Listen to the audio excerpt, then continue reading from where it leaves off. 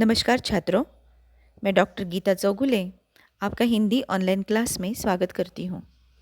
हमने पिछले online class में दो पुनरावृत्ति क्लास लिए थे। उसके पहले हमने एक पाठ अधूरा छोड़ा था। उसका नाम था आज भी खरे हैं तालाब और लेखक थे अनुपम मिश्र। हमने इस पाठ में पढ़ा है कि तालाब का पानी हमारे लिए कितना महत्वपूर्ण है। यहाँ लेखक ने पानी की व्यवस्था किस तरीके से होनी चाहिए, देश में अंग्रेज़ों के ज़माने में या अंग्रेज़ों के पहले के ज़माने में देश में पानी की व्यवस्था किस प्रकार हुआ करती थी, ये भी बताया है। लेकिन जब अंग्रेज़ आ गए तो तालाब की कैसे दुर्दशा उन्होंने शुरू की, इसके बारे में उन्होंने मैसूर राज्य का उदाहरण दिया है। मैसूर राज्य में 39,000 यानी 39,000 तालाब थे, लेकिन अंग्रेज़ आने के बाद इस तालाबों की दुर्दशा किस तरीके से हो गई और फिर अंग्रेज़ चले जाने के बाद भी यही दुर्दशा कायम रही और पानी मैसूर राज्य का कम होता गया। ये बात हमने पिछले ऑनलाइन क्लास में पिछले पाठ में हमने पढ़ी थी। उसी बात को हम आगे लेकर जाते हुए बोलने वाले हैं। उसी बात को आगे लेकर जाते हुए दिल्ली का उदाहरण भी लेखक अनुपम मिश्र यहाँ देते हैं। इधर दिल्ली तालाबों की दुर्दशा की नई राजधानी बन गई थी। जैसे मैसूर राज्य में तालाबों की दुर्दशा हो गई, दुर्दशा यानी बुरी अवस्था, वैसे ही दिल्ली में जो हमारे देश की राजधानी है वहाँ भी कई तालाब रहते थे, तो उनकी भी बुरी दशा होती रही। अंग्रेज़ों के आने से पहले तक यहाँ 350 तालाब थे। इन्हें भी राजस्व के लाभ हानि की तराजू पर तोला गया। राजस्व यानी टैक्स, महसूल, तालाब के पानी के ऊपर जो महसूल लगाया जाता था, उसी के फायदे नुकसान के बारे में सोचते हुए उन तालाबों की दुर्दशा अंग्रेज़ों के ज़माने में होती गई और कमाई न देने पाने वाले तालाब राज के पलड़े से बाहर फेंक दिए गए। जिन तालाबों का पानी बेचा जाता था उस तालाब पर राजस्व यानी महसूल लगाते थे अंग्रेज़, लेकिन जिन तालाबों का पानी वैसे ही रहता था, कोई इस्तेमाल नहीं करता था, उसके रख रखाव के लिए अंग्रेज़ों ने कोई ऐसी योजना नहीं बनाई जिससे चलते ये तालाब की दशा, इन तालाबों की दशा बहुत सारी गलत होती गई, बुरी होती गई। उसी दौर में दिल्ली में नल लगने लगे थे। पहले के ज़माने में लोग तालाब से या नदी कुएं से पानी भरकर लाते थे, लेकिन फिर ज़माना बदलता गया और अंग्रेज़ों के ज़माने में ही दिल्ली में लोगों के घर में नल लगने लगे। इसके विरोध की एक हल्की सी सुरीली आवाज़ सन 1900 के आसपास विवाहों के अवसर पर गाए जाने वाले गारियों विवाह गीतों में दिखी जाती है। गारियों इस नाम का विवाह गीत होता है जो विवाह के अवसर पर गाया जाता है। तो इन गीतों में भी नल के खिलाफ कुछ ऐसे बातें बताई जाती थी, उस गीत में उल्लेख होते थे। जैसे यहाँ बताया गया है, बारात जब पंगत में बैठती तो स्त्रियाँ फिरंगी नल मद लगवाए दियो गीत गाती। जब बारात खाना खाने के लिए बैठते हैं, शादी की बारात, तो स्त्रियाँ गाना गाती है कि फिरंगी नल, फिरंगी यानी अंग्रेज़ों ने जो नल लगाए हैं उनको लगवाने मत दो, वहाँ का पानी मत पियो। इस प्रकार के उल्लेख वाले गीत औरतें गाती थीं। लेकिन नल लगते गए और जगह जगह बने तालाब, कुएं और बावड़ियों के बदले अंग्रेज़ द्वारा नियंत्रित वाटर वर्क्स में पानी आने लगा। वाटर वर्क्स यहाँ कहा गया है नल को। पहले लोग तालाब से, कुएं से, बावड़ियाँ यानी छोटा सा कुआं, तो वहाँ से पानी लिया करते थे, इस्तेमाल किया करते थे। वहाँ से पानी भरकर हंडे में भरकर घर में लाया जाता था। लेकिन अब नल आ गया, घर में बना बनाया तैयार पानी आने लगा, तो लोग अब वही इस्तेमाल करने लगे। यानी तालाब की तरफ जाना लोगों को अब सुहाता नहीं। पहले सभी बड़े शहरों में और फिर धीरे धीरे छोटे शहरों में भी यही स्वप्न साकार किया जाने लगा। पहले दिल्ली में या बड़े-बड़े मेट्रोपॉलिटन सिटी में ऐसे नल बनाने की योजना हो गई और फिर धीरे-धीरे देश के हर एक गली में, शहर में, गांव में नल आते गए। पर केवल पाइप बिछाने और नल की टोटी लगा देने में पानी नहीं आता। तालाब की तरफ ध्यान नहीं दिया, तालाब को सुरक्षित नहीं रखा, तालाब का पानी स्वच्छ नहीं रखा, तालाब की देखरेख नहीं की, तो नल में से पानी कैसे आएगा? ये लोगों की समझ में नहीं आया। नल जैसे घर में आते गए, लोगों ने तालाब की तरफ ध्यान देना छोड़ दिया। ये बात उनकी समझ में नहीं आ गई कि तालाब से ही पानी नल में आ जाएगा। सन 1970 के बाद तो यह डरावने सपने में बदलने लगी थी।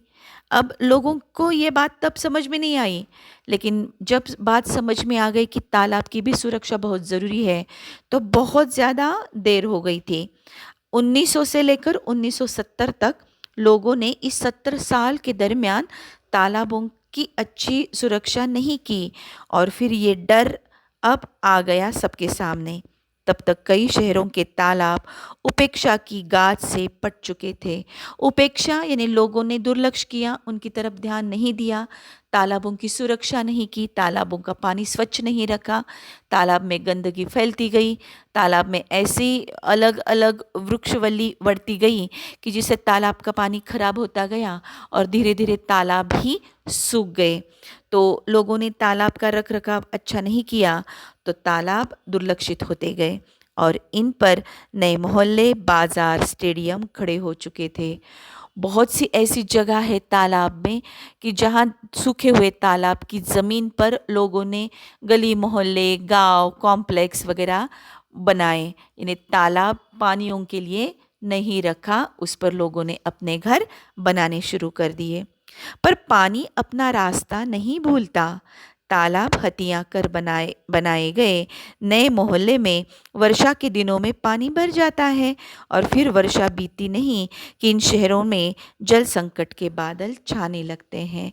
हम जब निसर्ग के खिलाफ कोई ऐसा काम करते हैं, जो इन नेचुरल सोर्सेस हैं, तालाब, नदी, उनको जब हम उन तालाबों को बंद करते हैं, तालाबों का पानी सुखाते हैं, उस पर अपना गांव बसाते हैं, गली मोहल्ला बसाते हैं, लेकिन नेचर ये बात भूलता नहीं, निसर्ग ये बात भूलता नहीं। जब जब बारिश होगी और जहाँ जहाँ पहले वाले तालाब थे, लोगों ने अब जहाँ गली बनाई है वहाँ पानी भर जाता है, फिर गली मोहल्ला गांव पूरा का पूरा जल संकट में आ जाता है, वहाँ फ्लड या बाढ़ जैसे संकट आ जाते हैं। पर पानी अपना रास्ता नहीं भूलता, यही बात लेखक ने बताई है। जिन शहरों के पास फिलहाल थोड़ा पैसा है, थोड़ी ताकत है, वे किसी और के पानी को छीन कर अपने नलों को किसी तरह चला रहे हैं, पर बाकी की हालत हर साल बिगड़ती ही जा रही है। अब जिन लोगों के पास पैसा है, वो अपनी ताकत लगाकर, अपने पैसों की ताकत से दूसरों के ज़िम्मे का, दूसरों के हक का पानी अपनी तरफ लाते हैं पैसों से। और लेकिन जिनके पास पैसे नहीं, उनकी हालत तो और ज़्यादा बिगड़ी जाती है। कई कई शहरों के कलेक्टर फरवरी माह में आसपास के गांवों के बड़े तालाबों का पानी सिंचाई के कामों से रोककर शहरों के लिए सुरक्षित कर लेते हैं। फरवरी यानी फरवरी महीने में बहुत से शहरों के कलेक्टर क्या करते हैं कि उनके गांव के आसपास के तालाबों का पानी सुरक्षित करते हैं, क्योंकि फरवरी, अप्रैल और मई ये 3 जो महीने हैं, इनमें पानी की ज़रूरत पूरे गांव को होती है। तो पीने लायक पानी हो, इसलिए तालाब का पानी अन्य किसी काम के लिए खर्च नहीं किया जाता, पानी पीने लायक हो, इसीलिए उसे सुरक्षित ये कलेक्टर लोग रखते हैं। शहरों को पानी चाहिए, पर पानी दे सकने वाले तालाब नहीं।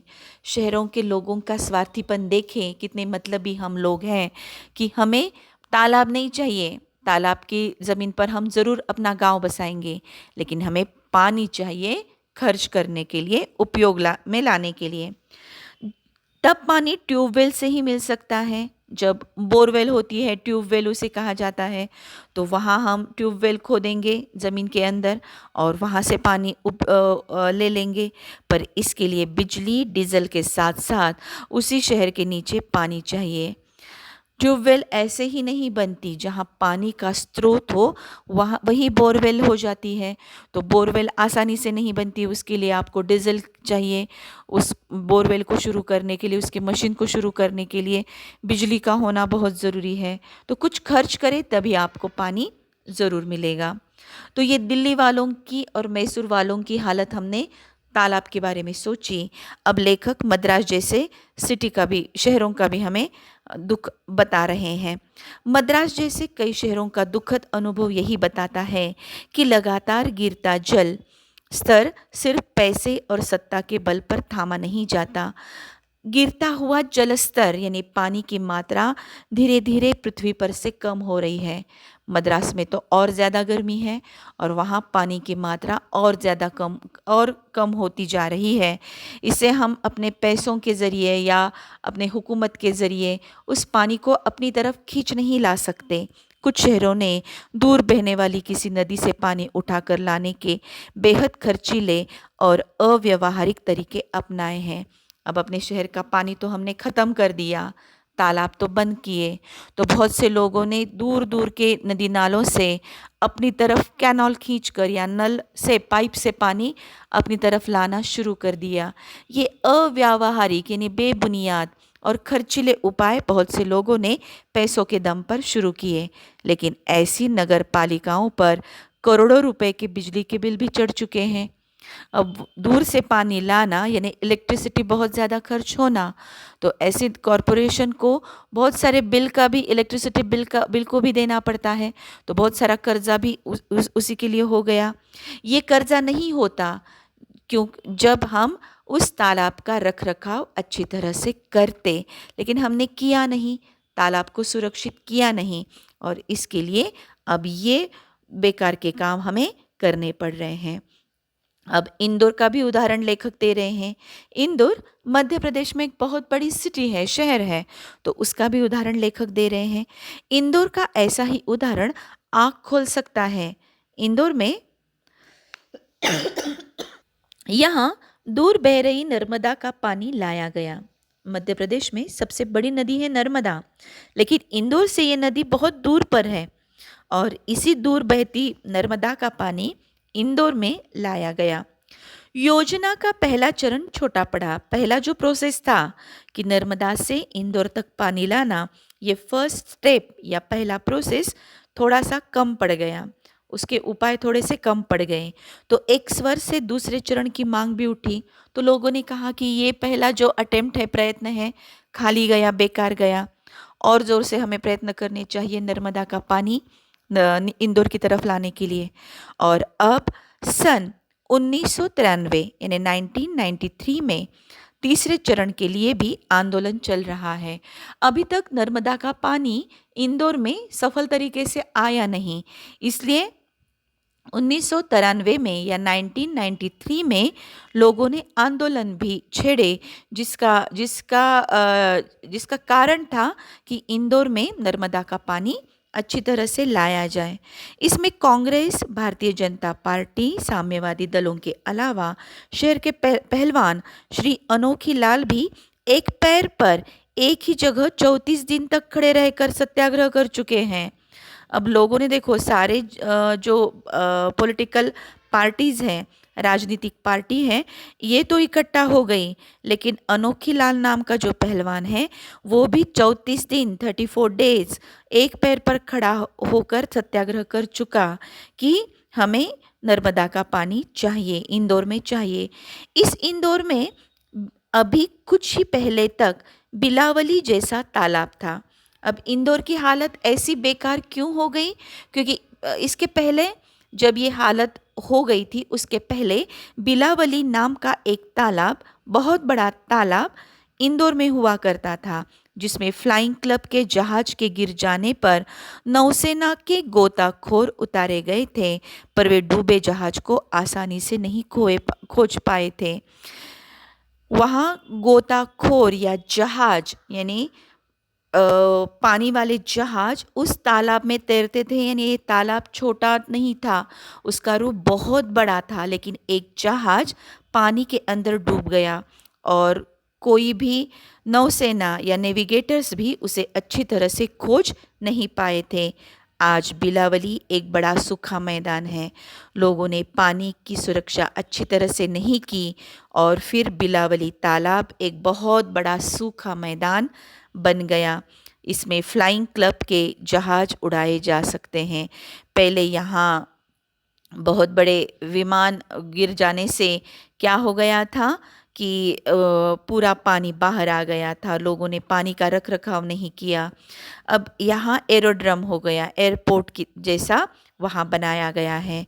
इंदौर के पड़ोस में बसे देवास शहर का किस्सा तो और भी विचित्र है। देवास नाम का भी शहर इंदौर नामक शहर के नज़दीक ही है। वहाँ का भी एक किस्सा, वहाँ की भी घटना और ज़्यादा विचित्र है, ऐसे लेखक कह रहे हैं। पिछले 30 वर्ष में यहाँ के सभी छोटे बड़े तालाब भर दिए गए और उन पर मकान और कारखाने खुल गए। देवास में भी बहुत सारे छोटे बड़े तालाब थे, उनको मिट्टी से भर दिया गया, बंद कर दिया गया और उसमें मकान बनाए गए, कारखाने बनाए गए। लेकिन फिर पता चला इन्हें पानी देने का कोई स्रोत ही नहीं बचा। स्रोत यानी सोर्स। अब देवास के जो बहुत बड़े बड़े जो तालाब वगैरह थे वो तो सब बंद कर दिए और बाद में देवास वालों को अकल आ गई। उनको मालूम हो गया कि अब पानी का कोई सोर्स हमारे देवास में बचा नहीं। शहर के खाली होने तक की खबरें छपने लगी थी। अब शायद देवास शहर पूरा का पूरा खाली हो जाएगा, क्योंकि पीने के लिए पानी भी नहीं, तो लोग वहाँ बैठ रहकर क्या करेंगे। तो लोग वहाँ से अपना घर खाली करके कहीं और शिफ्ट होने की बातें हो रही थी। शहर के लिए पानी जुटाना था, पर पानी कहाँ से लाएं। देवास के तालाबों, कुएं के बदले रेलवे स्टेशन पर 10 दिन तक दिन रात काम चलता रहा। फिर रेलवे से पानी वहाँ लाया गया। ने लोग पहले ही अपने पानी को सुरक्षित नहीं करते और बाद में पछताते रहते हैं। अब रेलवे से पानी इंदौर में लाया गया। 25 अप्रैल 1990 को 25 अप्रैल 1990 को इंदौर से 50 टैंकर पानी लेकर रेलगाड़ी देवास आई। स्थानीय शासन मंत्री की उपस्थिति में ढोल नगारे बजाकर पानी की रेल का स्वागत हुआ। मंत्री जी ने रेलवे स्टेशन आई नर्मदा का पानी पीकर इस योजना का उद्घाटन किया। संकट के समय इससे पहले भी गुजरात, तमिलनाडु के कुछ शहरों में रेल से पानी पहुंचाया गया है, पर देवास में तो अब हर सुबह पानी की रेल आती है। टैंकरों का पानी पंपों के सहारे टंकियों में चढ़ता है, तब शहर में बंटता है। रेल का भाड़ा हर रोज 40,000 रुपया है। ये बात हम कर रहे हैं 1990 की। अब साल है 2020, 2020 वाला साल है। यानी इस घटना को भी कितने साल हो गए देखें। और तब 40,000 था, अब कितना भाड़ा हो गया है मालूम नहीं, बढ़ ही गया होगा। पानी से बिजली से पानी ऊपर चढ़ाने का खर्च अलग से, रेलवे से पानी लाना, रेलवे का भाड़ा 40,000। फिर रेलवे की टंकियों से शहर की टंकी में जो पानी जाता है, चढ़ाया जाता है, उस बिजली का खर्चा अलग से, और इंदौर से मिलने वाली पानी का दाम भी लग जाए तो पूरी योजना दूध के भाव पड़ेगी। यानी पानी अब दूध के मोल भाव पर इंदौर देवास वासियों को मिलने लगा है। पानी के मामले में निपट बेवकूफ़ी के उदाहरणों की कोई कमी नहीं है। यहाँ हमने मैसूर का उदाहरण देखा है, मद्रास का देखा है, इंदौर का देखा है, फिर हमने देवास का देखा है, तो ऐसे दिल्ली का देखा है। तो ये 4-5 शहरों का उदाहरण देखकर हमें मालूम हो गया कि ये बेवकूफ़ी के उदाहरण हैं। कितना सुंदर हमारा भारत सुजलाम सुफलाम था। सुजलाम, बहुत अच्छा पानी हमारे भारत में पहले हुआ करता था, लेकिन हमने अपनी मूर्खता के कारण उन तालाबों को बंद कर दिया, तालाबों को अच्छा रखा नहीं, और फिर बाद में पानी कहीं और से लाकर खर्चे बढ़ाते गए, खुद के और देश के भी, सरकार के भी। पानी के मामले में निपट बेवकूफ़ी के उदाहरणों की कोई कमी नहीं है। सिर्फ 5 शहर के उदाहरण हमने पढ़े हैं। वैसे हर एक शहर में ऐसे बेवकूफ़ी वाले उदाहरण हमें कई मिलने वाले हैं। मध्य प्रदेश के ही सागर शहर को देखो। सागर नाम का जो शहर है वहाँ भी देखें, कोई 600 बरस पहले लाखा बंजारे द्वारा बनाए गए सागर नामक एक विशाल तालाब के किनारे इस शहर का नाम सागर हो गया।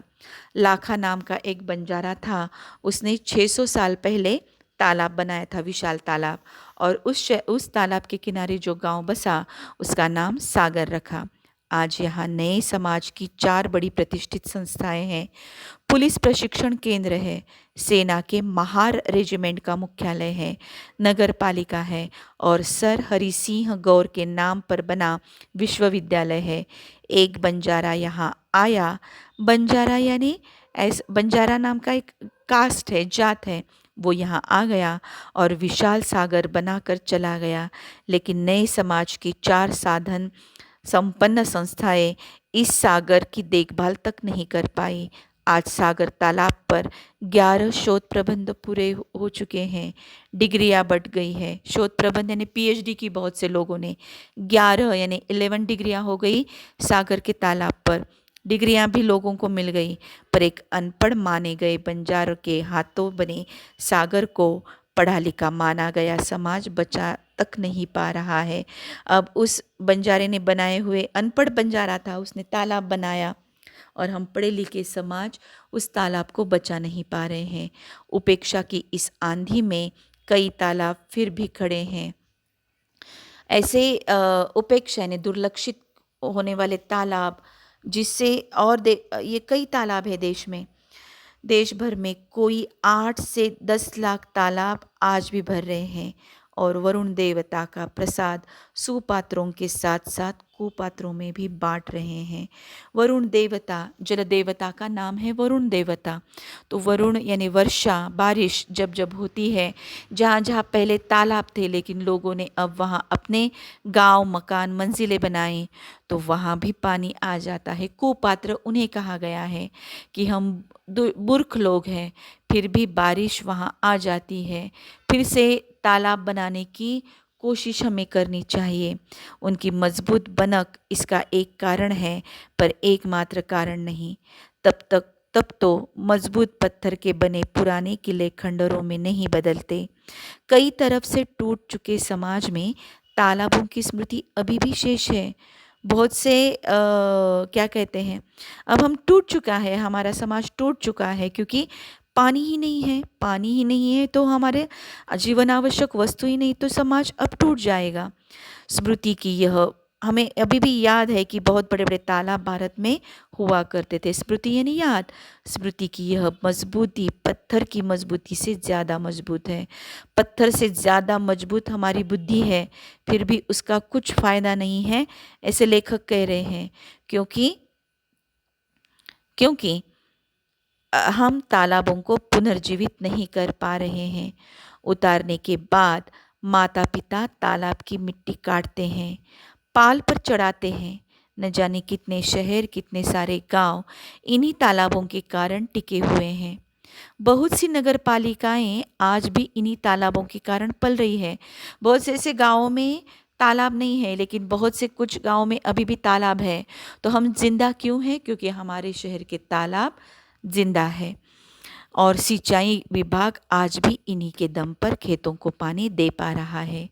बीजा की डाह जैसे गांव में आज भी सागरों के वही नायक नए तालाब भी खोद रहे हैं और पहली बरसात में उन पर रात भर पहरा दे रहे हैं। अब ऐसे लोग फिर से तैयार हो रहे हैं जो तालाब को पुनर्जीवन दे रहे हैं। उधर रोज सुबह शाम गढ़सीसर नाम का एक गांव है, आज भी सूरज मन भर सोना उंडेलता है। गढ़सीसर गांव में तालाब है, तो वहाँ जब जब सूरज उगता है तो उन तालाबों का पानी सोने जैसे चमकता है। कुछ कानों में आज भी यह स्वर गूंजता है, अच्छे अच्छे काम करते जाना। हम दुनिया में आते हैं, जन्म लेकर आते हैं, तो बुरे काम करने की बजाय कुछ अच्छा काम करें, जिससे हम मरने के बाद भी समाज में अपना नाम जागृत हो, उसके साथ साथ समाज के कुछ उपयोगी हम काम ज़रूर करें। बच्चों, यहाँ मेरा हमारा पाठ ख़त्म हो जाता है, लेकिन मैंने आपको पिछले ऑनलाइन क्लास में कुछ बोला था, वो मुझे याद है। मैंने आपको कहा था कि कुछ सत्य घटना के ऊपर आधारित मैं आपको कुछ सत्य कथा ज़रूर बताने वाली हूँ। बेंगलुरु में आनंद मल्लिकवाड नाम के एक गृहस्थ है, एक व्यक्ति है, वो तालाबों को पुनर्जीवित करते हैं। कुछ उनके साथ उनके दोस्त या मित्र या सहपाठी हैं जो उनकी मदद करते हैं, लेकिन पहले-पहले उन्होंने अकेले से शुरुआत की थी। जहाँ-जहाँ तालाब मरे हुए मिलते हैं, मरना यानी तालाबों पर मिट्टी जमना, तालाबों में बहुत सारी वनस्पति का आना, तालाब का पानी कम होते जाना, जब-जब ये देखते हैं, जहाँ-जहाँ देखते हैं, वहाँ-वहाँ वहाँ-वहाँ ये ज़रूर जाते हैं, अकेले, कभी दोस्तों के साथ, कभी ग्रुप के साथ, और उस तालाब को फिर से पुनर्जीवित करते हैं, पुनः जिंदा करते हैं। ये सिर्फ कुछ घंटों का काम नहीं होता छात्रों। तालाब को पुनर्जीवित करने का काम कुछ दिनों का, कुछ महीनों का होता है, लेकिन ये लगातार करते जाते हैं। कभी गाँव वाले उनकी मदद करते हैं, कभी मदद नहीं करते, लेकिन जब गाँव वालों को मालूम हो जाता है कि हमारे भले के लिए तालाब को पुनर्जीवित कर रहे हैं, तो गाँव वाले भी कभी कभार मदद करते हैं। तो आनंद मल्लीवाड़ जैसे भी बहुत सारे ऐसे सज्जन हैं, जैसे राजस्थान में राजेंद्र सिंह नाम के गृहस्थ हैं, जो पानी बचाव के लिए बहुत सी ऐसी योजनाएं बनाते हैं, जिससे राजस्थान में भी बहुत सारे शहरों में बारिश का पानी इकट्ठा किया जाता है और वही पानी साल भर तक इस्तेमाल किया जाता है। इस पाठ से हमें भी यह सीख मिलती है कि हम बेलगाम वासी ज़रूर हैं। पहले बेलगाम में बहुत सारी बारिश हुआ करती थी, लेकिन अब कॉम्प्लेक्स की वजह से, बहुत सारे घरों की वजह से बेलगाम के भी बहुत सारे पेड़ कटते जा रहे हैं। तो हमारी भी ये जिम्मेदारी है कि हम हमारे घर के सामने एक बड़ा पेड़ ज़रूर लगाएं। घर के सामने जगह नहीं है तो कई ऐसी संस्थाएं हैं जिनके साथ हम मिलकर पेड़ लगा सकते हैं।